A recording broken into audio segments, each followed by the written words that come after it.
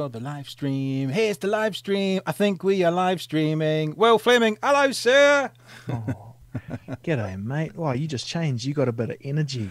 And thank you for bringing me into your room, and welcome to my garage. My boudoir. I'd like to acknowledge that. It's an interesting time that we are all, especially those of us that are sort of been doing this for a little while, are now. There are people who haven't done a lot of this sort of digital video, live streaming, audio content, who are starting it now. Yet there are a group of us who have been doing it for a while. I mean, I've been broadcasting for 20 years, but certainly we're looking at the digital world for the last 5 and kind of doing this one product for the last couple of years. And it just makes me think that there are a bunch of people out there who are checking out things now that were checking out 2 years ago, and now we're doing, how do you do the next iteration of this? Exactly. So, You also I have a prediction too, and I don't think I've ever said that out loud before, but I have a prediction that there will be, you had the first week where everyone had to get used to being home. Yep. Then you had the second week where everyone went content crazy. But what we've learned over the years is that producing stuff regularly is hard. Yeah. And you need to have structures and templates, and we've built all of those. So stand by for week 3, which will be no one wants to do Zoom, no one wants to do all these Skype things, because you actually realize that having a cam link and a HD camera and nice surround is actually irrelevant. What we enjoy out of this is the connection of talking. Yep. And that's actually what's going to come through. And I won't say predict, and I hope is the savior for business, that if you have a service, you can still talk about it. You can still connect. And isn't it interesting too that we're talking about essentials, and none of that is most things we like talking about. Hardly any of it is political. Well, maybe you'll have more to say on that. And hardly any of it is about kind of things outside of which you eat, drink, and connect. And it's so fascinating that this exact thing that we're doing is the connect.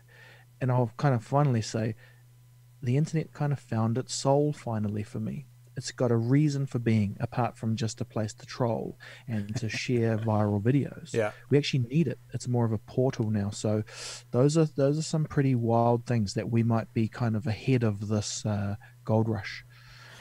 Yeah, and look, I'm fascinated not just with what we're doing, but also kind of where this is going to leave mainstream media as well. I mean, I think, and I was talking to Steve Wrigley yesterday, did a podcast with Steve from the US yesterday, and most Kiwis know him as a comedian, but he's very down with the digital world, and he's shares on Twitch, and he earns money that way, and he does various bits and bobs. But in New Zealand, we are, I think, 5 to several years behind the rest of the world and how this should be working. So as an example, and I'm sure with your podcast, you're experiencing a similar thing at times, there's an education that needs to come with businesses as to why podcasts are good for getting their messages out. Like just looking at it from a commercial point of view, where you looked at the American model, and America has it sorted. They understand that not only do you need to advertise on TV or the internet or on radio or whatever, but actually advertising in this kind of digital medium is an essential in these days, and it's the best value and also the best way to get your message across. There's a company called Midroll who do a lot of advertising. They surveyed 300,000 people, and they said advertising on podcasts is 5 times more effective than any other form of digital advertising when it comes to listener and viewer interaction. So I'm like, once the New Zealand market learns about that, when I say the market, I mean the advertisers, and understands how it's working, and kind of maybe moves a bit away from have to do old media. And I kind of consider podcasting new media. It's new media, but there's another layer on top of it now. And but also we in New Zealand are a bit behind with how other parts of the world just do, let's say, radio. I mean, my background is in radio, but if you're a talk radio host in America, you don't go into a building. You don't go into a studio. You've got your studio set up in your house, and the station dials into you. And I wonder if this example, I heard someone say the other day that for a long time in New Zealand, we've been talking about, we've got the capacity to work remotely, operate remotely, but we've never done it. This is forcing us to do it. And I wonder at the other end of it, not just kind of media companies, but companies in general will have a different take on it. Maybe more people will be able to move down here to beautiful Dunedin because their companies are realising how effective they can be working from home, so they don't have to stay living in Auckland or Hamilton or Wellington. They can be as effective from, Roslyn or Māori Hill or Signal Hill or whatever they want. So I wonder there's going to be some pretty massive changes after this. I mean, I also share that, but what's fascinating is the psychology behind everything that's going on too, right? So I find myself podcasting with former SAS soldiers, psychologists, people who are trying to articulate our feelings, trying to articulate what does it mean when we feel like there's nothing outside of the 4-week bubble that we exist in now? Why was it that everything means so much more than it did pre-lockdown? It really has changed, and I think part of it, man, is it just feels kind of slightly. Well, I'll change my tack a little bit. So I studied hypnosis for a while. Oh yeah. And a big thing about hypnosis is kind of getting in sync with someone and changing up the tone enough, either a jolt or something to change it enough that you can get into the subconscious. And I feel like this is exactly what COVID has done for us. It feels a little bit like a dream, because you're not sure what the outcome is. Yeah. And I reckon we're prime, and this is probably a good or a bad thing, we're definitely prime for good and bad ideas. And I think at the moment everyone's just still like, I don't want to say anything because I can't get my footing. But I think there's gonna be some footing in the next few weeks, and I think you're really seeing like the podcasters step up, because this is our world. It's like, I was thinking about it, it's like, well, we're isolated because we don't have huge viewerships and numbers. So, we don't have budget. All we've got is us. So that's kind of self-isolation anyway. Yep. And we operate on the idea that we can leverage the free technology that we have with one good mic and a little bit of background. So I oddly think we're in a really good position to speak to more than just technical, It's like you've had guests who go deep into the meaning of everything, and now is when we've got to enact those skill sets that you and I have developed, and other content creators, to try and help do our bit. Because I actually think what's interesting is the government and TV in general are doing what they're supposed to do. Give us information. That's it. It's then our job to go out and say, how do we feel about that? Like the great days of talkback.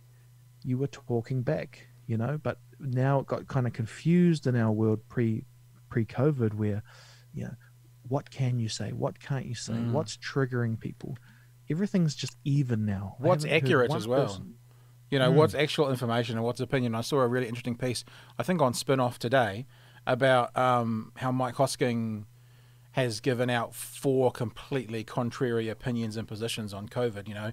If people look up Spin-Off, I'm sure you'll find it's doing the rounds at the moment, basically saying, we're one kind of opinion piece he did, we're pushing too hard on this, and then another one, we're not pushing hard enough, and then the other one is we're overreacting, and then another one is we're not reacting quickly enough, and that kind of information I think can be really, really dangerous. It kind of is now that we see it in social media. So I saw someone share the other day, and it's not a person who I know, but when you sort of do, well, not necessarily this job, but this kind of job or a media kind of job, you get people following you on Facebook that you don't know, who are your friends.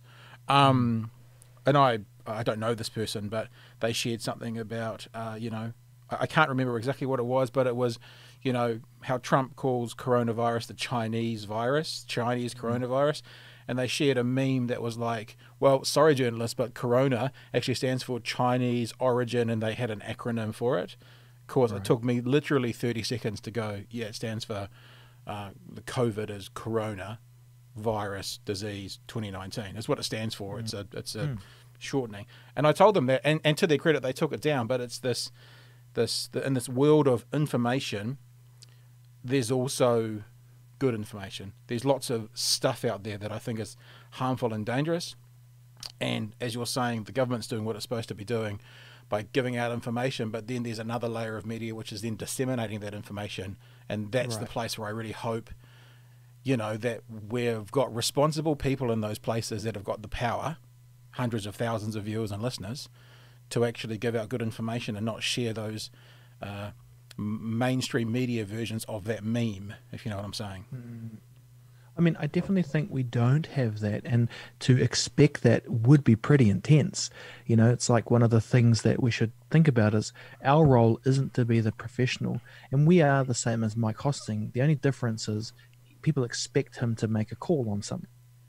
They don't expect us to. They expect us to go and find that connection, to go find the psychologist who can talk about the fear.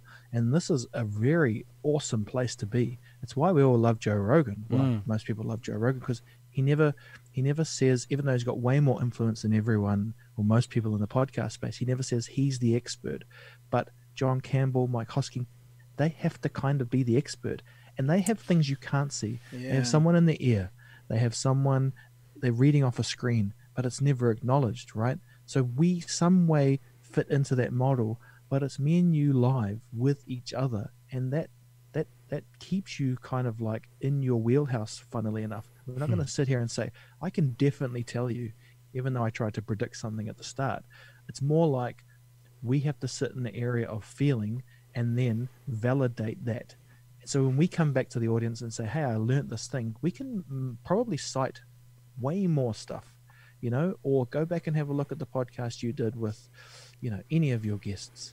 And that is where I hope businesses, like you're saying, we're way behind, but this will give New Zealand being like, yeah, let's get the comms person to write something up. Yeah. Well, let's not. Let's do a full-length podcast internally and then decide to not publish it if it sucks. But what we get ourselves into these loops of is you've got to make a call. And I think that's where this, coming back to the dream-like state, there's no solution really to something like COVID. There's just hunker down. And that's a pretty out of it place because no one's the expert. Actually, even Prince Charles can get it. Yeah. So that levels everyone, right? And that's kind of true equality, if you like, that we're all actually on the same level. So we've only got each other. Like, I hope this isn't fake news, and apology if it is, but I heard, I'll be very careful saying this, but you're brave and I'll be brave too. I heard that home violence statistics are lower because of what's happening in New Zealand with COVID. And I sat there and I thought, well, I'm thinking here, I should have probably researched it, but I like the idea that we were put in a position where we thought human wouldn't win, but it won because you didn't have the option to go away. You didn't have an option to be a dick and then take off in the car and go to work. You had to stay home. You had to face the music, and these little tribes that we are. We still do it. The echo chambers, the primal instinct we have to look after our people, to be part of a group.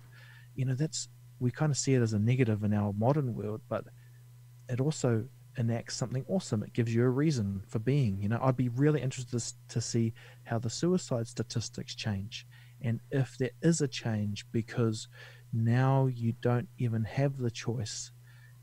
Your life may be taken from you, right? So, it doesn't take long to kind of get down in the kind of deep weeds, but again, this is one of the benefits I think we've got from this, is that that's kind of like the solution and the problem, right? You've got your imagination, and it's a little bit of fear and a little bit of knowledge and a decent dose of fake, and it just comes up with all these whatevers.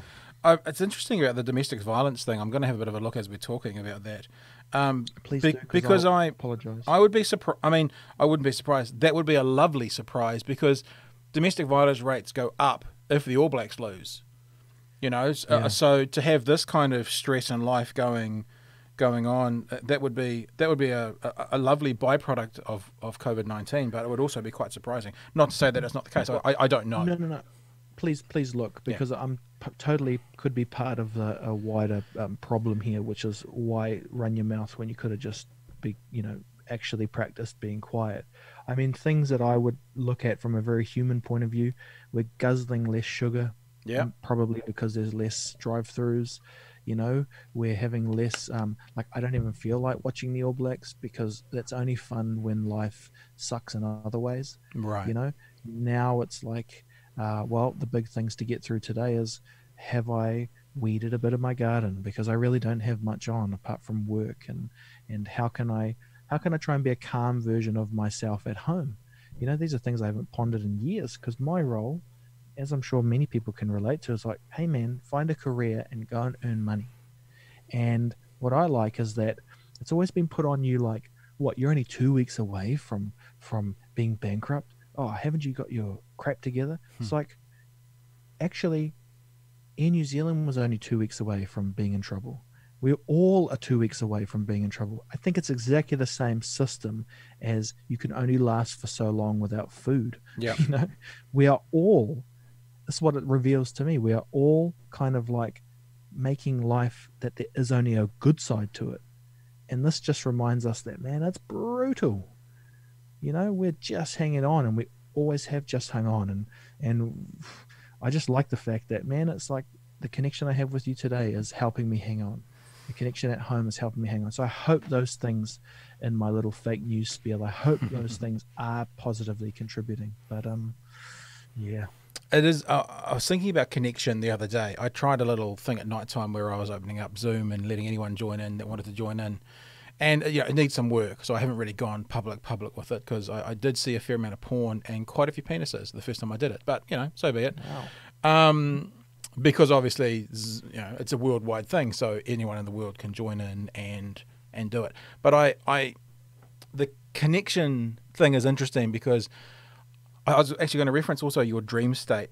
I understand what you're saying, because for about the first 3 or 4 days of lockdown, I was getting asked questions by people in the house that I'm with, living in this place, and my answer was, I just don't know. I don't know the answer to that. I just feel like I don't have an answer for your question. I can't think of a question that was asked off the top of my head, but even things like, shall we X or shall we Y, I don't know. I found myself in this position where I just couldn't, not that I couldn't make a decision, I'd still make one, but I was like, I wasn't that decisive person that I normally am. Well, let's do this. Well, let's try this. Well, let's go there. Well, let's get this. I'm like, I don't know. Is there a right or a wrong in today? It's a weird time we're living in. And I sort of experienced the shock of this lockdown actually on the Wednesday. Like, we all knew it was coming. We all knew it was getting worse. But on the Wednesday when I actually heard the interview, but I saw a story about Mike Bush, the chief of police, or whatever the correct title is, talking about, if you're thinking about going for a drive to the beach during the lockdown, don't even think about it. And I was like, whoa. Because there was a part of me in the lead up to it that went, we want to get into these bubbles, we want to stay safe, but if we get cabin fever, we'll jump in the car, we'll cruise up to Blue Skin Bay, we won't interact with anyone, but we'll go for a drive, we'll get some fresh air, maybe we'll take some food and have a picnic in the car, or even on the beach, but stay away from people.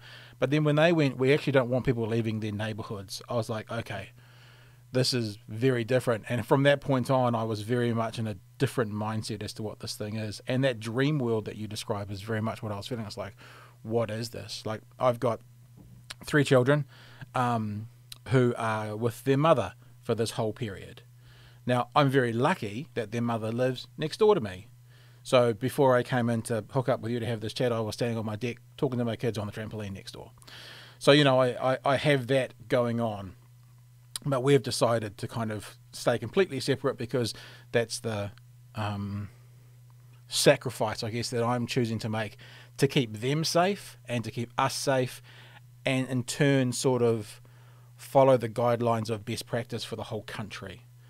But it is a dream state to go, I can hear my kids literally out that window playing with the dog, jumping on the trampoline, yet I won't get to touch them or hold them or cuddle them or whatever for at least another 3 weeks. And if they extend it, who the fuck knows? Maybe it'll be 4 weeks, maybe it'll be another 5 weeks. I just don't know.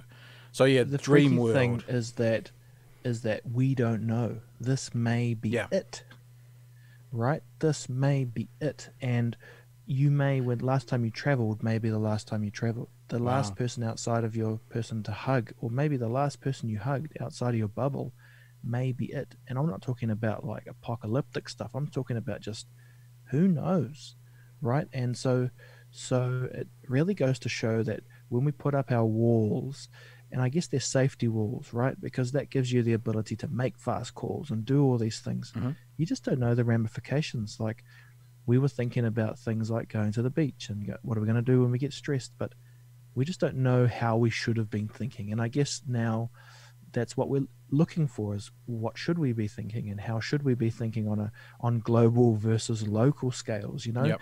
I also think that there's something very interesting about this idea of our imagination goes through these simulations, and I think very rarely they're actually real.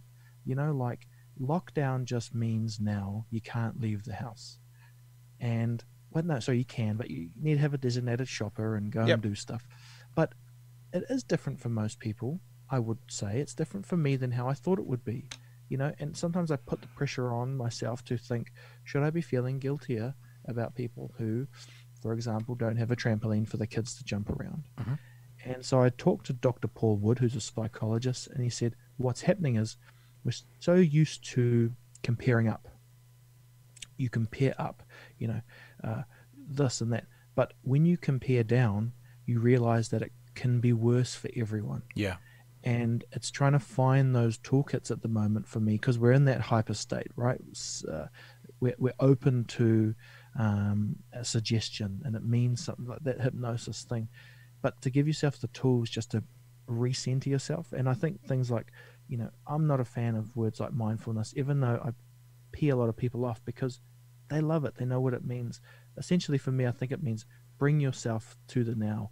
And I couldn't think of anything more relevant than that right now. Right. And I think not calling it mindfulness, but having, say, a tool to bring yourself to the now is exactly what we need, because there is no future, there is no past, there's just 3 weeks or 4 weeks, and it just doesn't work simulating every different thing.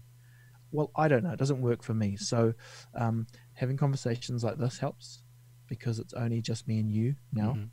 And there's a few things we can't control. Well, most things we can't, but what we can do is, you know, we've both got our lights on, we've both got our mics on, we're both trying to speak in a clear way. And the other thing I've been thinking is, you can, most people who have awesome skill sets and charge for keynotes or, you know, whatever, you can just say you're doing a podcast and really get time with amazing people at the moment, you know. And so take that opportunity to learn from them and connect.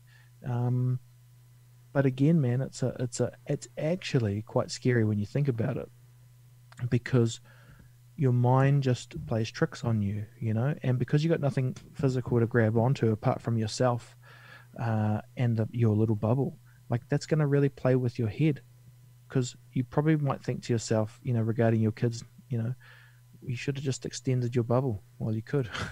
Yeah. Yeah, I mean, that was we definitely talked that over. It was a decision that we made for various health reasons for some people within the kind of both households sort of thing. But just now, give me that sentence again, because it made me think about that. When you said you don't want to call it mindfulness, but about the, give me the sentence you're using again. Well, I'm a very metaphorical person in nature, but I have to have it something that I can do in physical form. So mindfulness being the act of being present or being aware of just the moment or the sound. That's because that's what I was going to come back to you with. As you described it, it made me just think about living in the present. This is, as you say, but even within this, there's things we can't control. If the internet goes down, bye, we're done. You know, but that whole living in the now. What can I do today? What can I do right now? What can I do this minute? What do I want to do? The other thing I'm also finding is I'm getting really busy. And the living in the now thing, especially with what you've referenced, what we do, there are a huge number of opportunities to talk to people, and because people are available now and they've got time. And so I'm actually finding myself at like I'll get up at 8 in the morning or 9 in the morning or 7:30 in the morning, whatever I kind of wake up naturally at, jump onto my computer and start working. And I actually have to go at 2 o'clock in the afternoon. I have to go, okay, stop, Yeah. stop. I need to stop. My brain's starting to, and I actually then do something else. Go outside, sit on the deck. Hopefully it's sunny, or you know, like even though I've been watching a screen, I'll go and watch the telly for a bit, or play some PlayStation, or just sit and do nothing. So I think it's really important as well to that live in the now. Also be aware of the now and aware of how you're reacting now, and that might be different from an hour ago. Might be different from an hour from now. It might be different from tomorrow. But if I react to how I am in the now, then I can respond to myself in the now and to my immediate environment in the now as well. Yeah, and it's a different skill set than what we've been taught. We've been taught to kind of strategically think about the next step. Yeah. And we've sacrificed the now, right? And we do it every morning when we get stuck in traffic. We think to ourselves, well, I'm going to work, and it's just a byproduct of all of us trying to get to work by 9. Mm-hmm. But that is the now. And actually, I would suggest that if you're a podcaster, you most likely are coming into that world through trying to find ways to fill time. So I know when I was catching the bus to work, you had the radio, but it just wasn't enough. Yeah. It's too boring on the bus. It wasn't enough. So you look, and then inevitably you come across, you know, this is probably 6 or 7 years ago, the Joe Rogans and that, and unfiltered conversation for 3 hours. Boom, that's my trip to work and home. Yep. And then you start thinking, maybe I could do that. And it's just a self-fulfilling prophecy that you end up just getting. So we call ourselves content creators, but we are probably just, digital adapters, you know, or time-filling experts, because this fills a lot of time now. Yeah. You know, but I do think there's a butterfly effect where all the things we're taking in. I keep thinking of your chat with, who's the bell curve professor you talked to? James Flynn. Yeah. He was the guy who did IQ, who right. The Flynn effect is the IQ effect, and he's come out recently. He wrote a book last year. Actually, we were supposed to do a second podcast this year. Maybe we'll do it over Zoom now, where he's released a book talking about his research and talking about some bits and bobs that got picked up by a UK publisher and then rejected by that publisher, even though they publicised it. He hasn't said this, so I'm saying I'm saying what the obvious truth is. Obviously, because there were some people who were upset about some research assertions that he drew, which seemed to be based in research and science, but apparently that's not always important when it comes to, you know, sociology and stuff these days. So they dropped his book, and he's just found a new publisher for it. So that's what we're talking about. James Flynn. Right, and you have an amazing podcast with him, and I suggest everyone who hasn't listened to it, listen to it, because it's not just the content you talk about. There's so many deeper layers in what's been talked about. You know, we're talking about life, and people say, yeah, man, life's hard, but it's hard to even fathom what that means. But life's so hard that if you stare at it and start breaking it down, it just opens up this unbelievable chasm. Right. And for some things we want to be able to measure, but then you have to realize that, you know, you start looking at how deep it is. And I walked away or finished that conversation you had with him, and I'm like, I don't know what to make of it, because I feel what he's saying, but it's like there's not the you can't articulate it just by speaking. Right. You've got to kind of feel it. And I think that's why I've been drawn to people when I interview who have something about their background where they've had to overcome physically, you know, like, so Paul Wood, who'd be great on your podcast, he spent 10 years in prison. That's where he got his doctorate in psychology. And when he speaks to me, it's more than just Will, the podcaster, who had a good life growing up in the Coromandel and puts his free time into his podcast. It's someone bringing the grunt of being there and learning. And there's that, you know, not to try and get too deep on it, but I think Nietzsche has a quote that if you stare into the abyss, sometimes the abyss stares back. And I'm fascinated by people who can look at that damn thing, because most of us never have to, let's be honest, right? Most of us won't ever look into the abyss. Well, I don't know if that's true. Maybe one day we all will. But to come back from it, I'm interested in what are those tools? Are they, can Paul teach us by saying it, or do you unfortunately have to go through it? And I'm fascinated with what this all means by, it's like how we argue against each other and how we form our groups, and you're this and you're that. Our tribes. And yeah, Yeah. and I guess they're a way for us to make meaning of it. It's the same with religion. The harder I look at it, I'm like, I think it's both. That it's, when we talk about the things we don't know, that's exactly what we're saying. But then you have the other side, which is like, no, you got to prove it. And I'm like, well, how the F do you prove anything? Because when you really look at something close enough, I think it's like, you love your kids, right? But prove it, man. How do you prove that? A gentleman that I don't really know so much at the moment, but I used to know through family. He used to have a saying which goes, "When words and actions disagree, believe the actions." So if I tell you that I love you, but I don't show you that I love you, then believe the actions.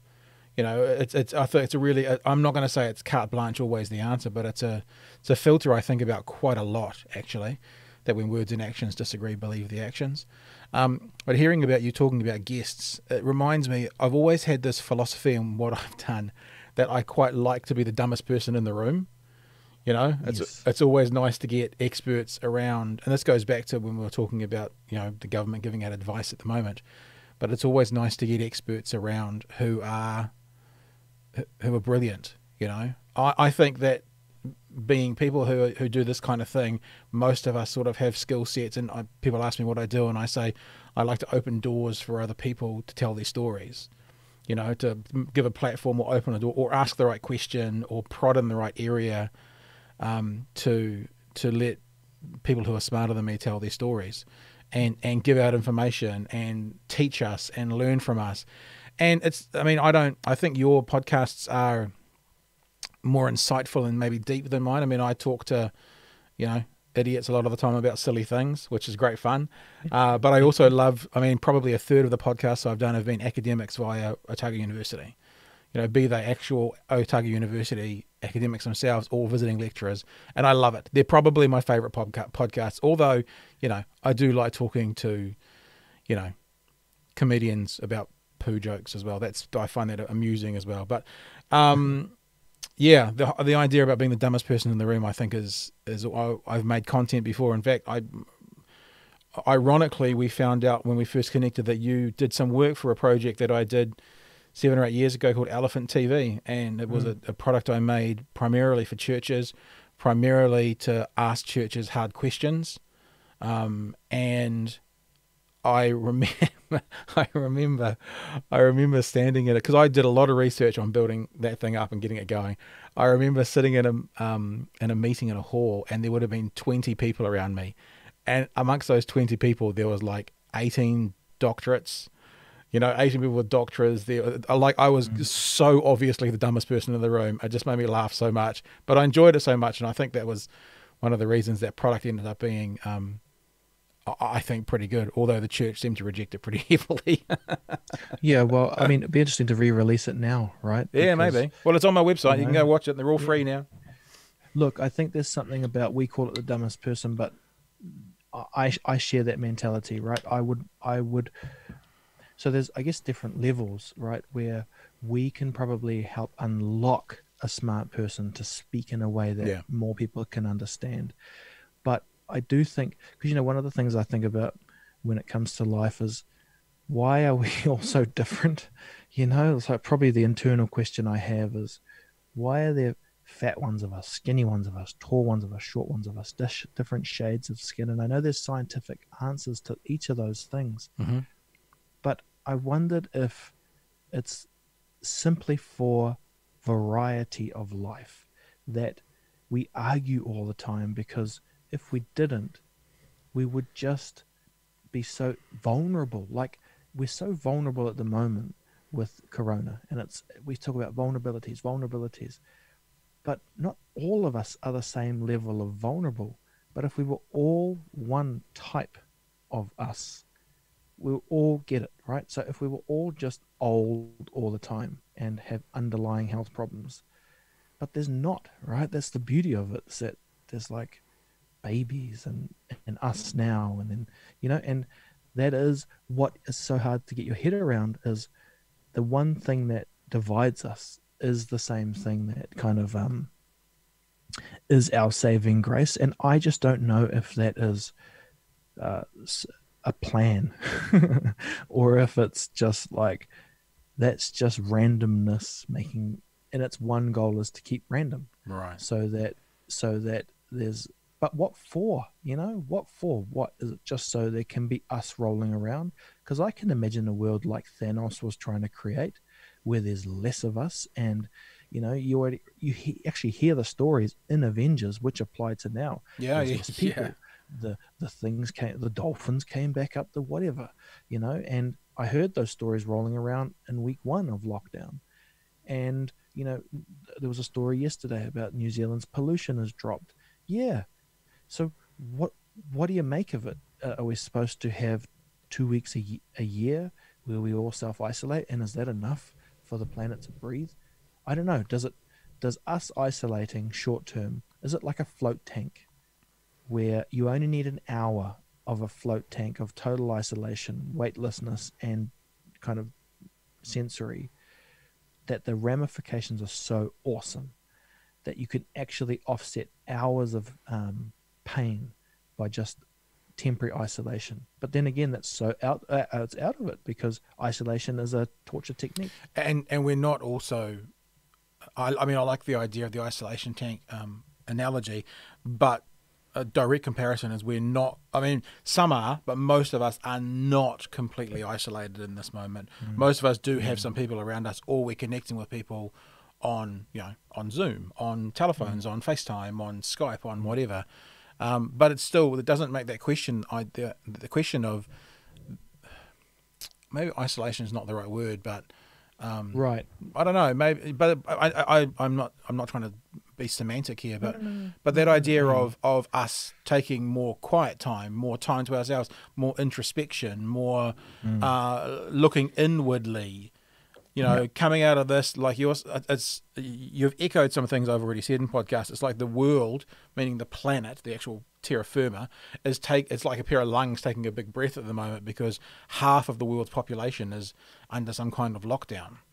And there are, like, most of us have read the story about the canals in Venice being clear. Now, there is conversation saying that's not because of pollution, it's because the boats aren't disturbing the silt on the bottom of it. But even that, surely that means if the water's clearer because the silt's not being disturbed, then it's better for the fish. Forget whether it's pollution or whatever else. I saw a Facebook post the other day, I can't remember where it was, but it was a little town in the UK. A guy was filming up close the stream, and he was showing some weeds like flowing down the stream, some proper, when I say weeds, I mean aquatic plants. And he was going, guess where I am? Da-da-da-da. And then he pulled back and he said, no, it's the stream at whatever town he's in. Obviously, the background knowledge would be this is normally filthy, and now look at it. There's this vibrant, clean plant, and this thing just growing like nobody's business. So I'm fascinated by the byproducts of this. Obviously, we're in lockdown to stop this virus from spreading. But what I guess you're suggesting, and what I'm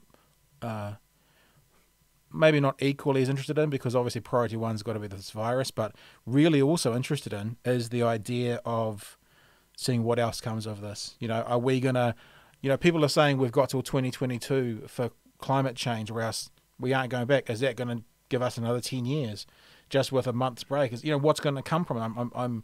I'm fascinated. I'm fascinated because, there's obviously a potential in us for whatever. We know that, and history tells us that there's amazing moments, or cinema tells us that too. Music tells us that it is all about going to that edge, and Rocky will win. We'll get there. Well, ironically, I don't think he did win in the first one, did he? He was beaten in the first one, the original Rocky. Did he? Yeah, I think he lost the first one. Should we fact check that one as well? I don't know. Maybe we should fact check if. Yeah. Well, the takeaway though is that you get up the stairs, Yeah. you do all of that stuff. Um, Same thing with like one thing I've been talking about a lot on my podcast, and I don't know if my guests like it or not, but trying to relate it to partly the reason we like Indiana Jones Hmm. is because the obstacles he had to overcome, and that one where he gets that little thing and the ball rolls after him and the booby traps and all of those things. There's most chances that we all would have died, but he made it. Yeah. And so this is now, in my mind, it's that it's actually weirdly about not, well, in my mind, like this is how I kind of see it. And it got tied into that Thanos thing too. If you could actually help by not going around all the time, that would be a small sacrifice for a giant. Like this might what it shows us is that there might not be the need for marching for global warming. You might be causing the problem by getting more people together, just simply through fighting and mass. It's like anything mass is maybe part of the issue. Let's get away. And could we do it? Well, we've done it with the fear of death. Mm. How do you do it with the is the beauty of life enough to make you stay home for another 2 weeks? You just said with the fear of death. I mean, the equal and opposite of the fear of death is the reward of life. Yes. Does that have the same weight? Does the reward of a good life or the reward of life in general have as much weight as the fear of death? It should, because they're basically equal and opposite, aren't they? It's the second law of thermodynamics. Every action has an equal and opposite reaction. Is that right? Anyway, I hope so. I hope so. But But I'm not. But it's a lot. I think it's a lot harder. I think it's a lot harder to sell the idea of a reward of life, to get people to abide by, to do, to be a part of, to commune, whatever. It's a lot harder to do that than it is to scare them into it with the fear of death. And this perhaps, not to jump into a religious conversation, but brings me back to, you mentioned religion earlier. I mean, that's been the whole philosophy of religion for thousands of years. It's the fear of death. It's the fear of what's happening next, rather than the joy of potentially what is the message that this ideology is offering. It's a similar thing now. Yeah, yeah. If we stick with religion for a bit, because it is an area where I guess I'm just unsure, right? And I think many people can relate to that. So if you have to make a call and you're unsure, you probably lean on, well, I don't know, not real.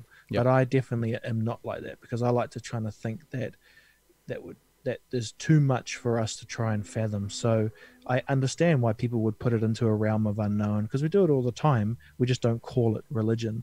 But the interesting thing about how we process as humans is, as far as I can understand, I was talking to Dr. Rachel. I'll find her name. Sorry, Rachel, for butcher. McInnes is her name, Dr. Rachel McInnes. She's done like 4 PhDs in different areas, and one of them was hypnosis. Right. That I briefly mentioned. She said the original. No, was it her or was it Penn Jillette? It was one of them, either Penn Jillette or Dr. Rachel McInnes. They talked about the original magic books, told you that this was a trick. Yeah. But see, over time, people move that away because you could make it more cool if it was like, I can actually make. I am magic. Yeah. Yeah. And I suspect that's been our human journey too. That even if we knew now that it was good for people to stay home, we would find a way to creatively interpret that 2 or 3 generations from now. It means something different. Maybe you have to stay at home and donate a liver. Maybe you have to stay at home and, do something else weird, because we love to attach things to it. And I think, the people from the world wars, it would have been really easy in some ways to find harmony after it, because you knew the alternative. But now look at us. We don't know that pain. We don't know that struggle. And so this is where I just don't get it. That why do you constantly have to forget and remind?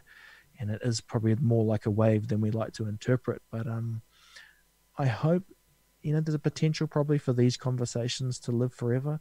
And if you can learn digitally, I mean learn in more of a sense of feel or understand, then that would be pretty cool, because you wouldn't have to start from scratch all the time. Yeah. It wouldn't be about, it's not about burning the books and taking information away. It's just like, listen to 300 hours of anyone talk, and I think you'll find the paths anyway. Like you and me, we have a shorthand, but it's not through us hanging out. It's through us acknowledging that you've probably burnt through 600 hours of podcasts, and we get it.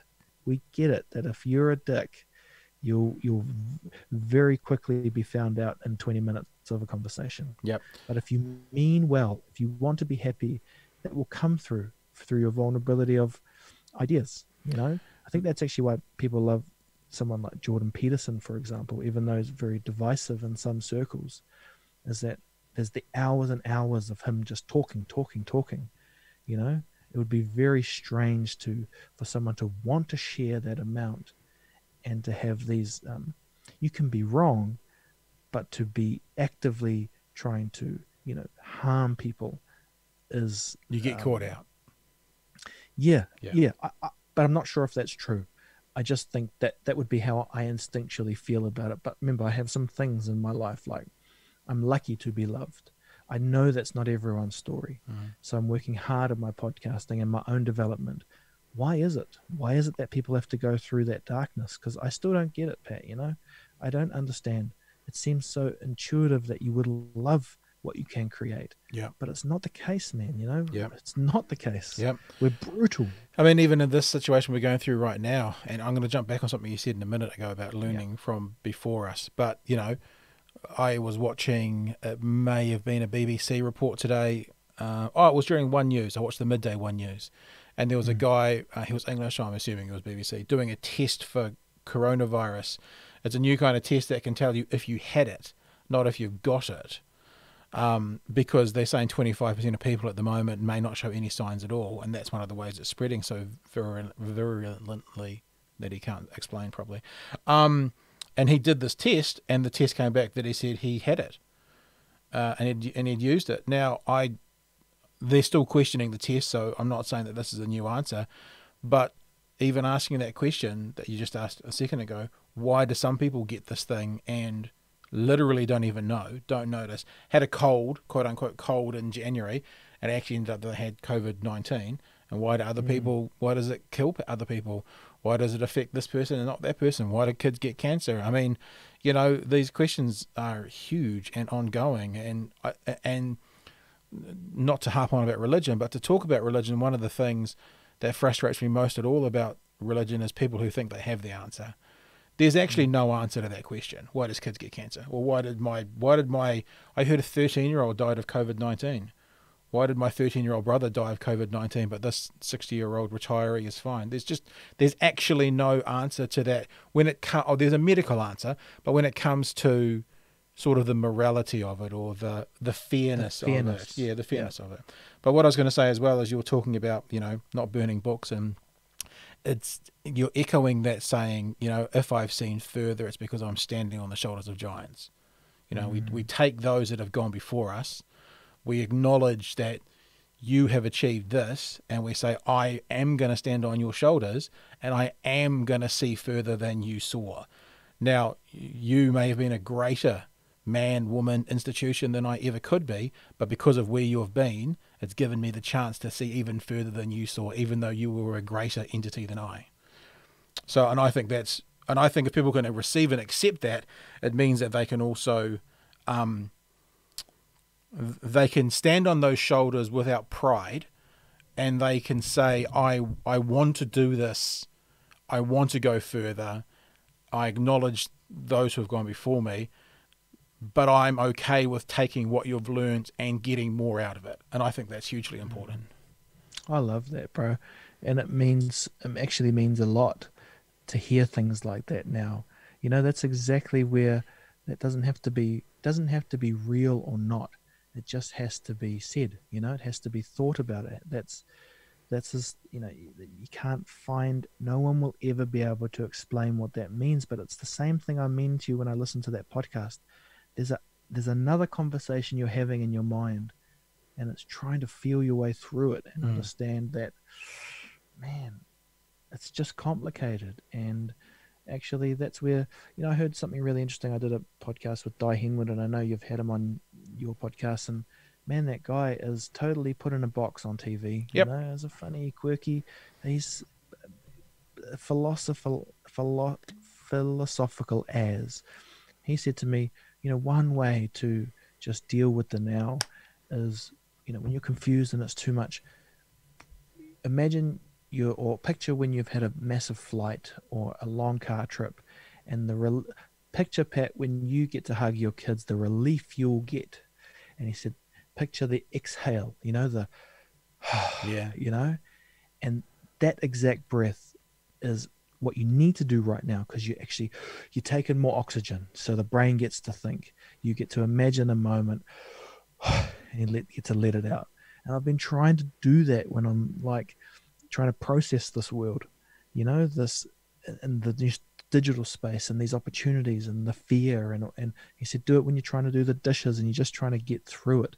And I was thinking, like, because we can be scratchy when we're not on podcasts, Yeah. we can be blunt, we can be not the best versions of ourselves. Yeah. And, we're burning time up now. And I know there's the family rolling around. And the ironic thing about me being home with all the family here is we're all here. So we're all hanging out. We've got to do things, and I'm stuck in the garage doing my digital stuff. But just before I answer back with that frustration, is just like, maybe the one thing I can do to control it is just like, I'll just do that breath, I'll just breathe in and out. It's no Wim Hof. It's no ice baths. It's no 100 press ups. Just like breathe in, breathe out, carry on, And we say it in our memes, keep calm, but we could never qualify how. We say things like, don't bully, but you never qualify how. And it drives me up the wall, because you'd only need to do a tiny bit more. At the end of the news, remember John Campbell used to say, have a very good evening indeed. Mm-hmm. He was hypnotizing you that you just heard about all the negative stuff, but have a very good evening. He gave you permission. Yep. Now, I think we need to do that. We need to either say it out loud or add it to the end of our messages that COVID's gnarly, but carry on. It's a Pavlovian response on some levels. It's Pavlov's dog. You've seen all the bad stuff, but remember, as soon as I say these words, have a good evening, then you are to have a good evening. And we respond that way. It matters. I do. You don't think it when you get married. You have to say it. And I think that's interesting. Something I think. Yeah, well, it's something I think about a lot on the podcast, that we actually say a lot out loud. Yeah. And that doesn't cure everything. It doesn't fix everything, rather, but it definitely contributes. You could never imagine a life where you think you love your kids. It just sounds ridiculous, and it is ridiculous. But yet we do it with everything else. We don't go the full way, and it's like ourselves too. We say, have some time for yourself. It doesn't mean anything. Have some time for yourself to understand who you are, because you can't leave the house. Okay, I can work with that. I'm scared to be alone. Why is that? Well, maybe there was some crap that happened, or maybe I've never been alone in my life. You can start there, and I think that's why I feel optimistic, because you're getting that 2 minutes just out of the matrix. It's like a major glitch in how it's supposed to be, and our parents may not have had that their whole life. Yeah, because it worked. It worked, and the rubric was solid. Everyone do better than the past. And then our generation came along, and it was put on us that, you guys may not. You may not own homes like we did. Yeah. You may not be able to have that Sunday roast. But ironically, it's like, well, we're now the generation who had pre-internet, post-internet, pre-COVID, post-COVID, and we are brave enough that this is not seen as a weakness where me and you catch up to chat. Because I don't know if our dads would sit down and chat. Yeah, that's interesting as well. Yeah, it's really without booze. Yeah, without the beers. I've got water. I think you've got some water as well. So cheers, cheers for water. Right. I also think I wanted to say, and I don't disagree with anything you're saying, because part of me kind of thinks, what will I be like, and what will I achieve? Not like from a performance point of view, but what can I do during this time down that helps me, long term. Like you were talking about the no sugar, the no this, the no that. I mean, I never really did a lot of that anyway, believe it or not. But I also wanted to. I believe it, because I am that person. I'll just quickly say what I mean by that. Sure. I'm doing meat only, and I'm also doing one meal a day. And we can get into that, and I know it will trigger many, including my sister-in-law, who tells me to go get my blood pressure. But I'm a human who is a consumer. I think this comes with, um, I think people put it down to you can consume because you're dealing with stuff from the past, but I think good and negative. I just consume. So I've got to give myself discipline. And one of the ways is I hate the idea of just eating. So I did 2 weeks of potatoes only, right? Yeah. And that was to remove everything out of my taste palette. Drops a lot But of it weight normally, sucks. that, doesn't it? Yeah, you lose a bunch of weight, man. But it sucks. It sucks. And that's what no one says. But when I heard people talk about it, they were like, we we talk about moderation, moderation, moderation, but we don't celebrate that. We don't celebrate someone going for a walk up their drive. We celebrate Hillary, who climbed Everest, Yep. did the most extreme thing ever. So, temporary extreme, probably a bit like temporary isolation. You know, you have some opportunities, but yeah. Anyway, when it comes to food, man, I think, man, just pick one thing and just roll with it, and it's just it's you got to break the cycle, eh? Anyway, I'm going to shut up because people don't like talking about meat. No, we should definitely continue that conversation, and I will come back to it in a tick, because ironically, about a month before the lockdown, I just changed a whole bunch of my eating habits. So we'll come back to that. But I was going to say, I also just wanted to acknowledge that whilst we can talk about, what we can get out of this lockdown, what we can achieve, and I don't mean in a performance aspect, but can we better ourselves? There are people out there, I'm not going to identify who this is because I'm going to read something off their Facebook page, incredibly, a person who I respect a huge amount, respect their opinion, they're smart, they're intelligent, they're reflective themselves, but basically this person goes through to say that they're getting sick and tired of all these posts about people who are going to come out of this as a better person, and this is what they say. I'm going to read it out. No attribution, because don't want to identify who this is because I haven't asked if I could do this. But this person says about coming out of this a better person, I'm not going to. I'm planning to take one day at a time and just survive this thing. This is not a cosmic gift for the human race to become a better version of itself. It's a traumatic compulsory house arrest, a sudden derailment of the year's plans, an external existential threat that has meant that we have to do this thing. The lockdown is necessary. But I refuse to submit, pardon me, I refuse to submit to the mind fuckery that would tell me that unless I view it as a wonderful opportunity, that I'm broken in some way. And I think that's a really important perspective as well, because it's completely valid for a lot of people. And I think a lot of people need to be given permission to go, this fucking sucks, I hate this, and I don't like this, and I'm getting sick and tired of all you bastards telling me to, X, Y, Z. Use it as an opportunity to whatever. So I just wanted to put out there that that's completely valid as well. Well, either way, it's the same acknowledgement, right? Like, for those of us who are feeling optimistic, it's probably because normal life rat race sucks. That it sucks and it actually does suck, like, I don't know if this adds or detracts from what we're saying, but the word privilege gets put around our world. Yep. And I sometimes sit back and I'm like, what are we to make of that? And, I mean, you have the capacity to dream, right? And it's assumed that that's part of our human experience. But I watched a documentary once about, they were talking about these shanties in India. And the documentary makers were interviewing an 8-year-old girl who was looking after the family. And they said, what do you dream about? And the girl didn't have the capacity to dream, right? Wow. Her life was so hard that she didn't have the capacity to dream. At least that's because I stopped it actually, and I thought about it, and I'm like, oh my gosh, I dream all the time. And I thought about it that's a privilege, but then I thought about it like, it is for Pat and Will and whoever else in New Zealand to dream, so that if those paths cross one day and that person says, hey, what do you mean by this dream? That you can explain it, So I think we also kind of get caught up in good life, bad life.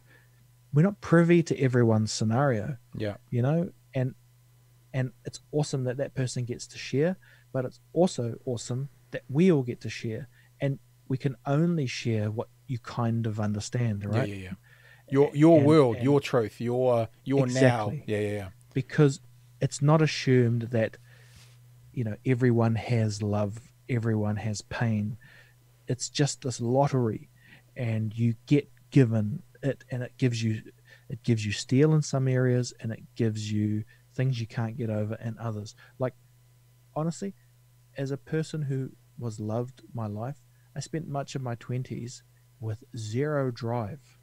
I had to learn drive, how to be disciplined in my 30s. Like, Hmm. gosh, what a waste of time. What a waste of time that others don't have to, that they can use that fire that they have, to drive them, to push them. And this is just my story, right? And everyone's got a slightly different one. So I guess at the end, it's about cool, share, but understand that everyone's got a slightly different point of view.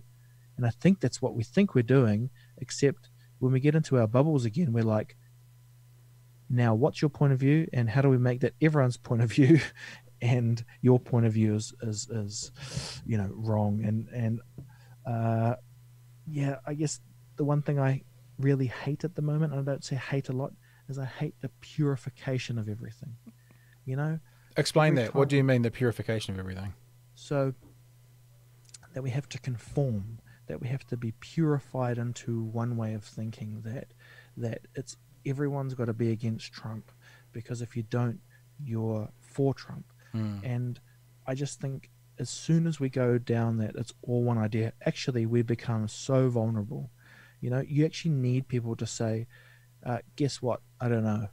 And I'm one of those people, I don't know. When it comes to Trump, I don't know. And I don't have to know, actually. It's not Will Fleming's job to know about that. It's actually Will Fleming's job to not be annoyed when his kid comes up to him, ask him if he can eat some more Nutella sandwich. That's my job. That's my job to find out tools and strategies. That's maybe at a wider angle. That's America's stuff. Then that's our stuff, right? I get it, but it's not my job to fix that. And I think we get confused that if we're not fixing it, we're being part of that. And it's just it's I like the idea that we need an immune system, and it makes sense at the moment. But to get a strong immune system, you got to play in the dirt and the mud. Yeah. You got to wash your hands. Yeah. And so you can't just walk around with clean hands. We tried that when gels first came out for sterilizers. Mm-hmm. People were getting warts, bro, because it killed all the bacteria on your hand. And so you need a certain level of, I guess, dirtiness in life, and Trump certainly is the dirtiness in life. But what do you do with that is what we never ask. Well, it's the theory of the probiotic, isn't it? I mean, you have antibiotics and it kills all the good and bad biotics in your gut or in your whatever. So you need the probiotics. I'm interested in your take that you think that. Let me paraphrase back what you've said and correct me if I'm wrong, which I probably will be. That there is a push for us to follow one sort of path. Like, and you use the example like Trump is bad. I think that there is a push to follow that path by some, but there is enough. I mean, we use Trump as an example, but whatever the ideology or the idea is, but there is enough who are always opposing that we can find our feet in other areas. Because, I mean, I think it's because you use Trump as an example, it's easy to think about the political aspect. There is a push by the woke left or the far left or the left or the whatever to say that Trump is terrible, but then there's a push by the far right to say Trump is the best thing that's ever happened. So, I mean, I'd be interested to get your take on if you do really think that there is or is it more that there's a prevailing view in society? So in New Zealand, there's a prevailing view that Trump is terrible, or whatever is the commonly held thread, or do you really think that it's like everyone should be on this ship, so to speak?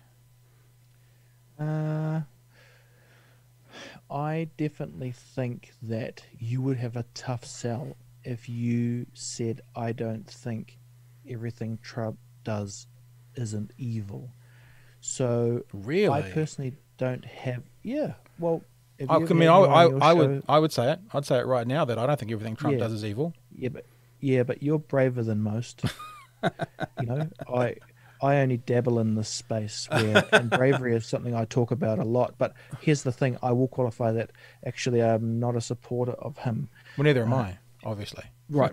But you have to qualify it, because if you don't qualify it, you are. right? And it's that purification. I don't like that. That's two lines drawn. So what do I make of it? I think if there isn't a place to articulate I don't know, then there's only yes or no. Mm. And it's just the majority. It's the majority wins. Now, I Look, think it's I interesting. think that point, the majority wins. I concur with that, but I think Yeah, that's slightly different from there is a push for one. I don't know. Well, maybe if I'm kind of double backing on myself now, I guess if we say that the majority is it's like who writes the history of the wars, and that's the winners write the history of the wars.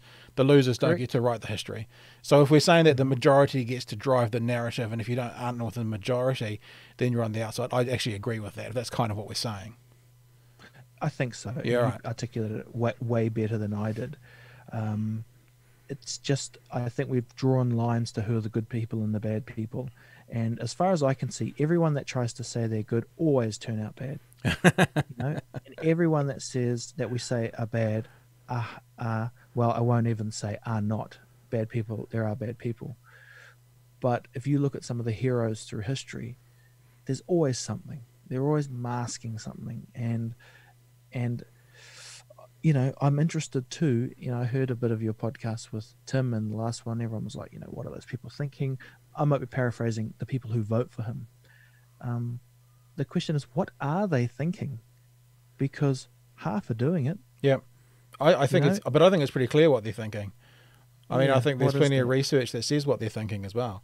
The first thing they're thinking is, fuck Clinton. I'm never going to vote for her. Interesting. We talked about this with Steve Wrigley yesterday as well, and Steve is living in New York, in the area that is a Trump county, and he talked about, having these conversations with these Americans who are Trump supporters, and he had a conversation about the Second Amendment, and the guy was basically saying, I'm probably badly paraphrasing this, but I'll get the summary of it, okay? Saying that Hillary wants to take our guns, and Steve was saying, no, she doesn't. And he was saying, yes, she does. And so Steve brought up her website and went to the policies on the Second Amendment and actually says, look, you can see she doesn't want to take your guns. And his response was, I don't want to see that fucking bitch's website. So Mm. it wasn't even about the policy. I think the reason they voted for Trump was there was a few reasons. One was that they absolutely hated her and hated everything that the Clinton machine stood for. Two is that they were sick of politics as per usual.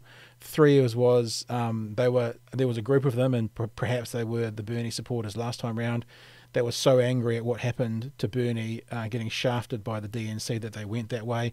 And then there was the regular Republicans, that 35% that always vote for Trump. That was the reason. The reason he got elected was the weakness of the Dems, not the strength of Trump, and that was why he got elected, and that's why they voted for him. Yeah, yeah. I think I heard you make that point. And look, I thought about it too, and I'm not, which I think more of us should do, say I'm not well researched enough to really jump into it. But there's two conversations, eh? There's the what we think it means and what it really means, and I think that's the dynamic we're in now, Yep. where mindfulness means lots of things to different people, Yep. and this is the thing about politics means different things to different people. So, Yeah. so again, man, it's just trying to. It's just. I really want to resist the urge to just toe the line Yeah. and and and I don't really know what that means. I think it's probably why I'm drawn to podcasts, because if I wanted to be a radio presenter or a TV presenter, I'd be having to prep these questions and run them past the institute of the television network to say, does this fit in line? You know, um, I like the idea that we can just explore together, and I think it's in the nature of humanity which we do that. And again, it's so fascinating to see how this is remembered, because we're like these pioneers in the digital space that we're live streaming and and trying to have these long form conversations, and it may be remembered not fondly. That, wow, look at these people who just, they didn't like the global warming. I said, maybe bringing people together en masse is not a good idea. Maybe it's not a good idea for us to do this, but who knows? It feels like it's a good idea, but I don't. I trust my gut, but only to a certain level. You got to be open uh, to actual evidence Yeah. And I'm not traditionally good at going to find evidence, but I'd like to think that people I follow, like yourself and others, do try harder to find out what's the real thing. Like, it confuses me why I've heard that Sweden and that aren't doing what we're doing, and I don't know why. The lockdown You thing, you know, mean? I Yeah. thought we were doing this all together, but they've made the call, and I guess it's just like, well, maybe there's things I don't know. Clearly, there is things I don't know, but it is that difference we kind of talked about. That is, either we'll be right or they'll be right. Well, but the thing is, I think with that example, I mean, Japan's a good example. I saw. Oh, just one step backwards. The idea about the political stuff is what I typically like to do is read the research, and those examples I've just given is what the research says. Various polls and that kind of stuff as to why. Just like the research at the moment is saying. Even though Biden is 2% ahead in the polls against Trump, he's in trouble because about a half to a third as many people are excited to support him as are excited to support Trump. So, so you look to the research to make an opinion. Typically, is what I try to do. Yeah. Or as you say, look, I don't know all the facts. This is my opinion, but I think there's pretty clear research as to why people voted for Trump. But people voted, and that's how they've like. Why would it be different how people vote anyway? Like, they're always voting for something, but meaning against something else, right? It's just that he has a particular thing where people don't like him. But when you voted for Obama, you were voting against, the chap he was up against. I forget his name now. McCain. Not so much. I think when you were, I think Obama. Actually, you make an interesting point because I think a lot of people were voting for Trump because it was a vote against Hillary and the DNC. But I think a lot of people were voting for Obama because they were for what Obama stood for. In other words, we've finally got through, the apartheid, and we've got through the segregation, and we've got through the 60s. And so it was I think it was much more of a turnout for Obama rather than against McCain. McCain was a good man. He was a good man. He had differing opinions. I mean, you could see that when there was that famous town hall with McCain where an old lady got up and said, "Oh, he's a Muslim. I don't want to vote for a Muslim." And McCain in his town hall actually went, No. And McCain actually said Obama is a good man, a good family man, a good Christian family man. We just differ on our opinions. So I think Obama, especially first time around, was probably more of a vote for Obama than against McCain. Was he first time around? Anyway, but I think that, I don't know if the same numbers. I don't know this research, but it feels like that that Trump was a vote against. There was a portion that was against Hillary and the DNC rather than for Trump, the ones that got them over. I'm just trying to process that. Yeah, I guess it's how. Yeah, well, that's the capacity we have, to analyze data and statistic and to say this is why. And let me put it this way, really simply, and this is my opinion, right? But it's based on. I mean, you know me. I inhale American politics. It's like if you pricked me, it wouldn't come out red. It probably would come out red, white, and blue because I just love it so much. But my and I will say my fairly well researched opinion is that a good support of Obama, because remember, 35% of each side of the political spectrum doesn't change. 35% always right, 35% always left. It's the 30% of the middle they're voting for, right? So that's who we're talking about. My impression is that there was more of a celebration of America in voting for Obama. So it was a positive response to this candidate. And there was more in that 30% of I'm going to tear down the country and F the DNC and Hillary Clinton. So it was more of a stuff you political system to help get Trump in. And it was more like a celebration of America to get Obama in general. Yep. Because the dominant feeling is progression, right? In our world, which, well, that's what I feel anyway. Let's get more for us and for everyone and live happier and live more meaningful lives. And at that time when he went through Obama, those were the, we can. Yeah, right? yes, we can. We can do it. Yeah. We can. And I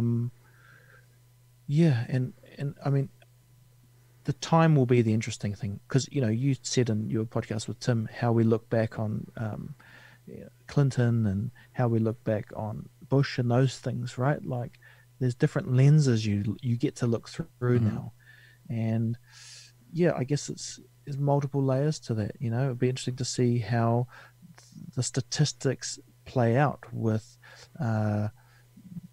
Trump versus Obama or whatever it is, or however it works out. But anyway, it might be all irrelevant, because at the moment that stuff seems to be kind of third down the line now. It's about actually how do we make meaning of this, and there's actually the perfect scenario is that they just deliver information. Yeah, that's what I really am enjoying about Jacinda. It's just clear. It's a good orator, and look, I don't mean this in an insensitive way, and I really don't, but it was a really nice woman's touch in a moment of crisis to have someone, trustworthy to get up there and just say, look, here's the deal. We don't know everything, but here's what we can do. Here's what we can control. And I ran my imagination through, Bill English doing it and John Key doing it. And I just think it made me think that there probably should be legislation that, and I guess I don't want to get too far into gender because I'm, that's a world, but that there should be a mixed representation when it comes to that top spot. And I know we kind of have that through our system, but it was nice to lean on. I enjoyed seeing that kind of motherly figure talk to me, particularly in a moment of fear, because I think there's things we're registering that we are not aware of, that it was good. So that's probably opening up a whole can of worms. And look, I don't know, I don't know. I spent a bit of time thinking about, identity in general. I'm half Pacific Island, so I'm starting to feel the pressure of when do I enact my Pacific Islandness, and when do I act the rest of me, the European. I can't see the difference because I only grew up knowing both. But now the world's telling me that I should identify how, why, where, when do I need to eat with my hands, when do I need to eat with knives and forks, why would people tell you to identify as something? I don't know.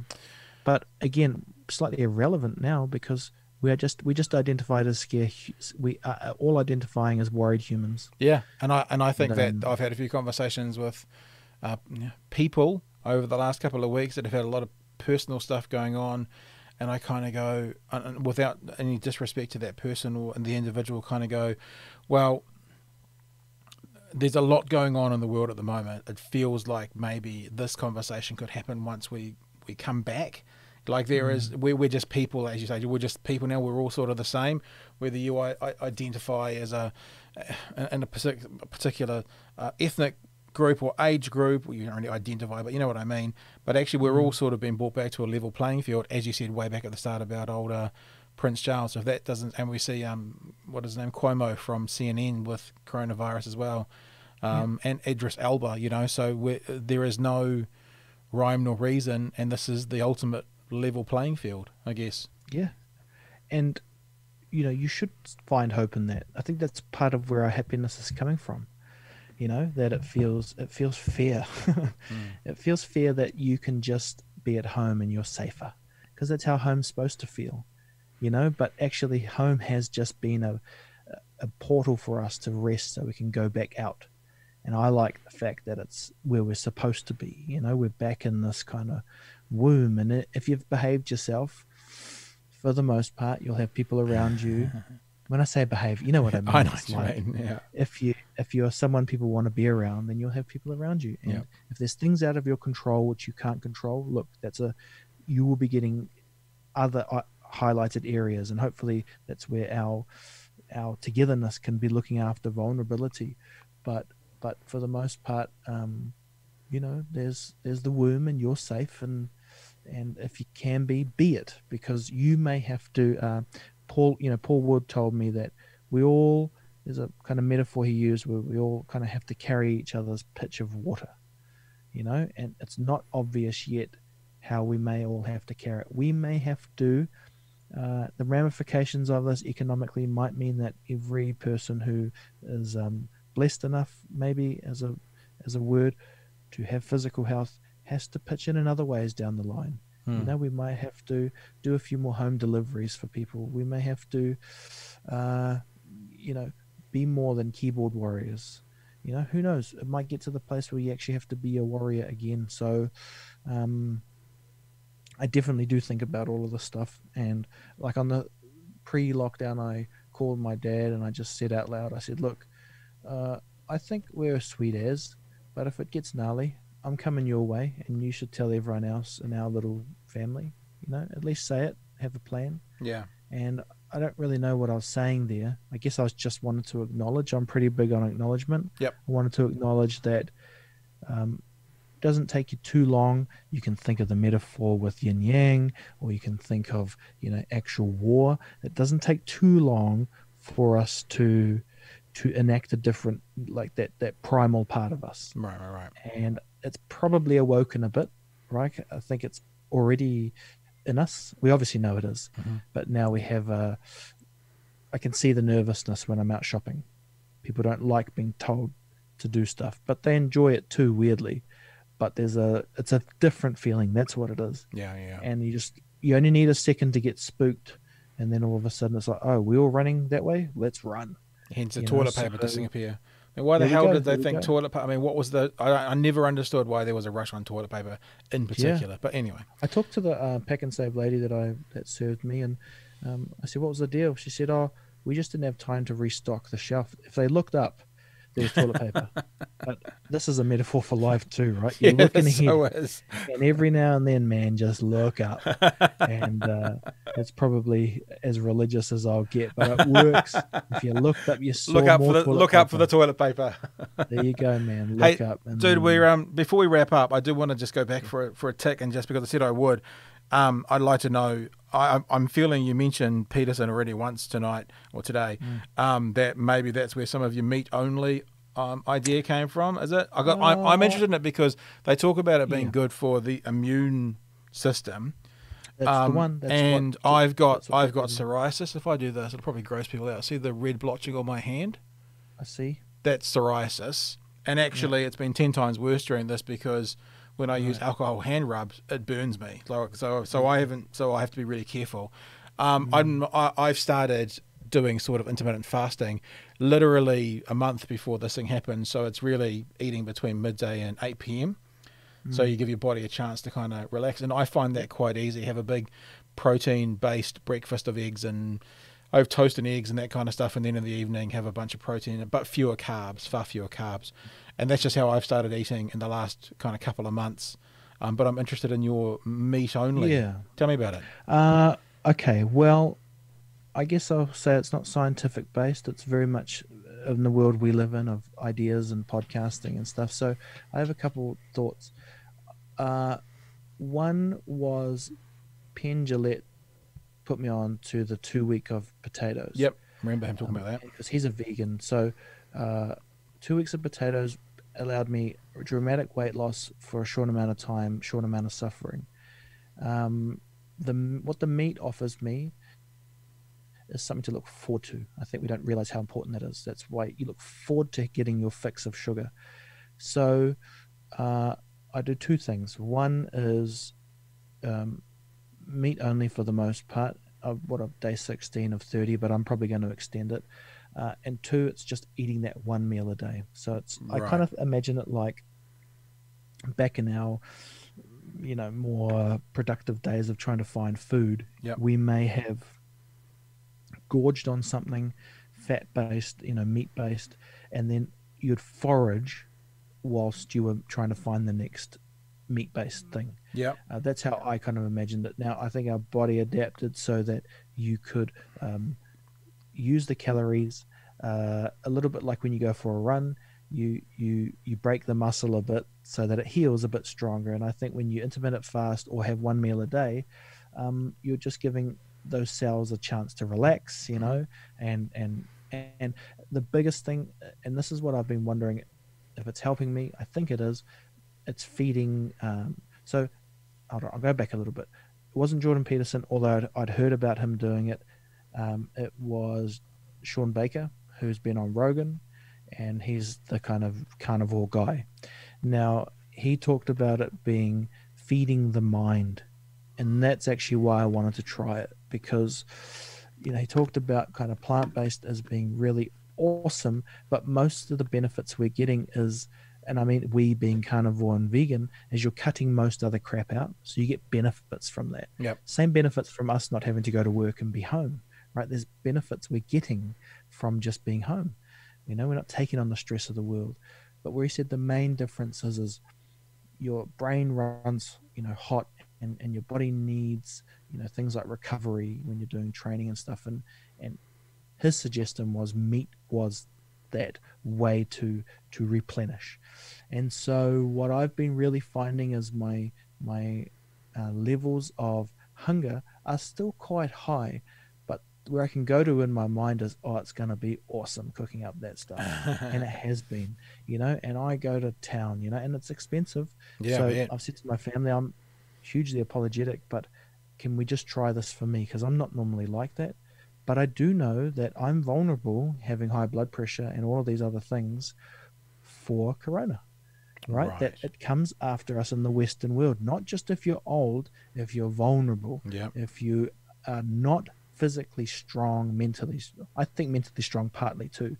So I've decided to try that. So what I'm finding is really fun to eat.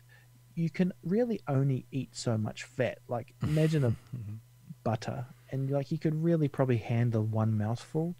Okay.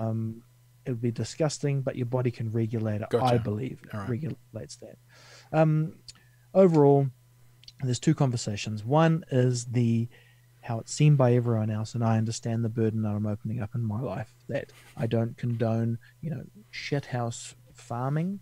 But at the same time, Corona is saying, are you going to survive or not? And this is where I'm at. Currently, my best options is to go to the supermarket and buy supermarket meat. But as soon as another option is available, I'm all over that. Right. If another revenue stream's opening up, and I can use it, I'll be using it to learn how to hunt, or to, buy a piece of land where I can learn how to butcher. But I think that for now, it is an awesome strategy for short-term win. So I'm hardly, can I say that without grossing everyone out? There's hardly any kind of poo going, and I think that the body is using what it needs to use. Like I'm a good eater, and I know when I'm eating on full flight, man, there's poos all day, and it's on, and I'm noticing that there's kind of less moodiness, but I might just be inventing that. All I'd say is it's an awesome way because it tastes yum. and weight's and going you're down. you feel like you're seeing benefits for you personally. Yep. But I do actually. Yeah. I'm not asking you to recommend. Not asking you to recommend it. You're a it. bigger because you can't trust what you're looking at. Yeah. I have to try on tops that I didn't fit for me to believe that I'm not the same Will. Right. So that is only something that a person who is used to carrying more weight will understand. It doesn't work if someone says, "Oh, you look great," because I don't know what happens in your eyes, but you look at yourself and you always feel the same. Yeah. Until you look at a picture, or you try on a top that hasn't fit. So for me, I can say that the top's fit. I have a denim jacket that when I can button it up, it means I'm losing weight, and I can button it up. So I think it's a bit like life, bro. There's going to be sucky bits, but the more you can do to kind of make it not so sucky. So I'm hungry all day, and I hate that. But when I get to eat, it feels like it's worth it, and that's probably the main reason I would say give it a go. The other benefits that you're talking about with the Peterson benefits, that he fixed a lot of his autoimmune diseases or something like that. Maybe, but I don't know. Have you ever considered trying it? No, I it's not my bag. I mean, I think what I'm doing at the moment, although what I'm doing at the moment is more difficult because of this lockdown, But what I'm doing in general is high protein, lots of veggies and fruit, low carbs, but not no carbs. I mean, back in the day when there was Atkins and all that kind of stuff, it was a similar thing to the carnivore diet. I think that our bodies have evolved. We used to have a much bigger. I was going to say pancreas. No, not the one that can get removed on the end of your duodenum. Yeah, that whatever that little thing. Anyway, it's built for processing green leafy. It has a bile in it for green leafy. Appendix is what I'm thinking. That's shrunken down and it's not as big. So it shows that in our history we weren't just I don't think people who had meat and meat alone sort of thing. We were probably primarily more green leafy eaters at some stage in whatever our million year genealogy is. So I think for me, I need to eat a way that I can continue forever with, and I couldn't continue forever with a meat only diet. And I have had enough food issues through my life. My history is, I figured out several years ago that I treat food like an alcoholic treats alcohol. And that was a real eye-opening experience for me. And the difficulty between the two is an alcoholic doesn't need alcohol in their system to live. I mean, I'm not talking about doesn't crave it or can't have it for dry horrors and that kind of stuff. But I mean, the body literally does not need alcohol. The body does literally need food. So if you treat the thing like an alcoholic treats alcohol, and it's a thing, that'd be like saying to an alcoholic, you should get better whilst you're continuing to drink the alcohol. They don't. They just stop. That's how they get better. So it's a really interesting journey I've been on the last few years. And one of the conclusions I've come to is, I remember being at intermediate school and being at Weight Watchers, with that sort of thing. And I think for me, it's I need to find a way that's going to sustain me for the next 30 or 40 years. Not personally. I've done the 12-week challenges at the gym. I've done all this kind of thing. Something that I can go, well, let's knock it down in the next 10 weeks and then continue on. So I've just started something that rather than going, I feel like over the past 6 or 7 years, I mean, people know about my sort of marriage and family breakdown who know me or know of me, that since I was 40, I've been through a massive journey of emotional, spiritual, mental health. And at the moment, I'm in a journey of physical health. And my emotional and spiritual and mental health journey has taken me 5, 6, 7 years. So why should I expect my physical health journey to take 12 weeks or 6 months or 12 months? So exactly. I'm starting, and I've never done it like this before, because I've always been fairly athletic. I've always been a very good sportsman, very good basketball player and all that kind of stuff. A bit older now with a few more croaky bones and a little bit of arthritis here and there, and missing some cartilage behind my knee, and so those things are kind of more difficult. So I'm more thinking about doing this style of calorie intake that I'll probably do. I don't know if I'll do it forever, but certainly for the next few years, and approaching it like that instead. That's what I'm doing. Yeah, and it totally makes sense, bro. Like, if there's one thing I know is that it's your journey, right? And you just got to do it how you need to do it. That it doesn't matter what other people say to you. I've had many people give me advice over the years about different things, but it only matters what you say to you, and this is part of being my journey, is what am I saying to myself? And at the moment, my story is I treat food like an alcoholic, so I'm not giving myself the option. But that doesn't mean I'm not having things that I really enjoy. So it's a bit of pain and a bit of pleasure. And I think I'm trying to find the harmony in that. Yeah. It's pain because I'm hungry, and then it's pleasure because the things I'm eating I really enjoy. And as I understand it, the less sugar and carbohydrates that's going into your body, the less inflammation. And I think maybe I'll end with a prediction that we'll look back at history and we'll say, depression and these things were partly due to inflammation of swelling, when your muscles are swelling, and but also through the fuel we were giving it. I suspect that's where some of the happiness is coming from, because you can't go to McDonald's and fill it up with swelling inducing fuel. You're more likely just to have things, and you can get a bunch of bad crap at the supermarket too. But when I looked at the aisles, meat was all gone. And I think there Wow. was something enacted in us, which is like, I got to wipe my butt getting toilet paper, and I've got to feed my body, and everything else can, Yeah. yeah, yeah, bro. Well, man, that was an intense talk. What a good fun. Well, it was great fun, though. It was a lovely time to catch up. And maybe I actually said this with Steve yesterday, through this virus lockdown or whatever we're going to do, if it goes for another 2, 3, 4, 5 weeks, we should definitely do it again. I mean, there's nothing stopping us having these conversations. I mean, I've said, you talked about Rogan a couple of times. One of the things I love about Joe Rogan is he said the reason he started his podcast was to talk to his mates.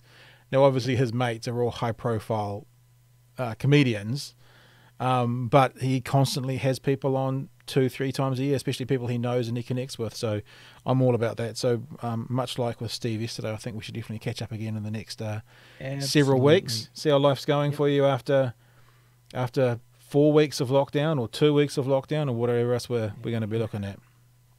Yeah, bro. And I just 100% agree. I think it's a way for us to test ideas.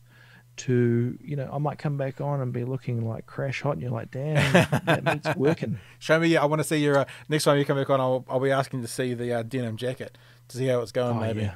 Yeah, let's do that. I'll promise I'll wear it. All right, Will Fleming. Hey, tell people if they want to check out your podcast how they can do it. Yeah, for sure. It's easy. Just search Please Blow My Mind on YouTube or iTunes or Spotify. Look, it's just a podcast where we do this, where I ponder.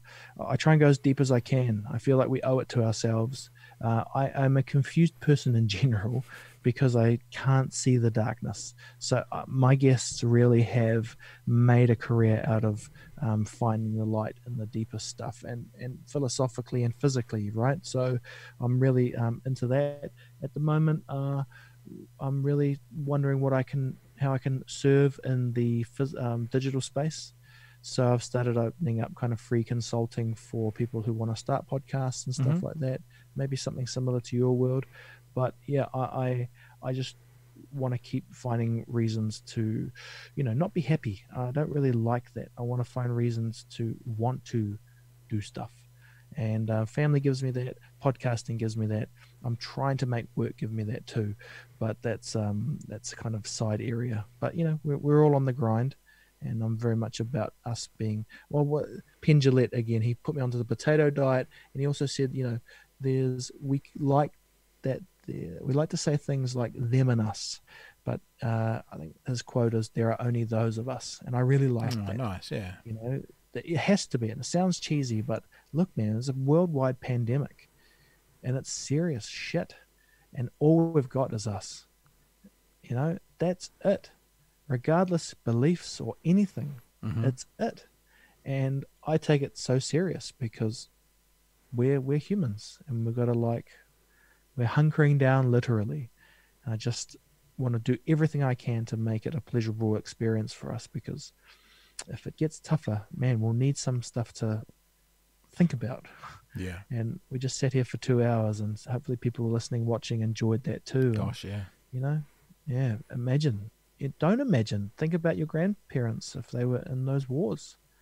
What were they thinking about? It definitely was about hanging out with their mates and talking and enjoying the peace times. And, we have the potential always for all that stuff. So bloody just, don't rip on everyone. We can't even give your mates a hug now, right? We would say that. So if you're by yourself, give yourself a hug. Do a burpee. Burpees are intense. Or 100 press-ups a day. Is that right? 100 press-ups a day, 100 burpees a day. Think about yourself picking yourself up off the ground.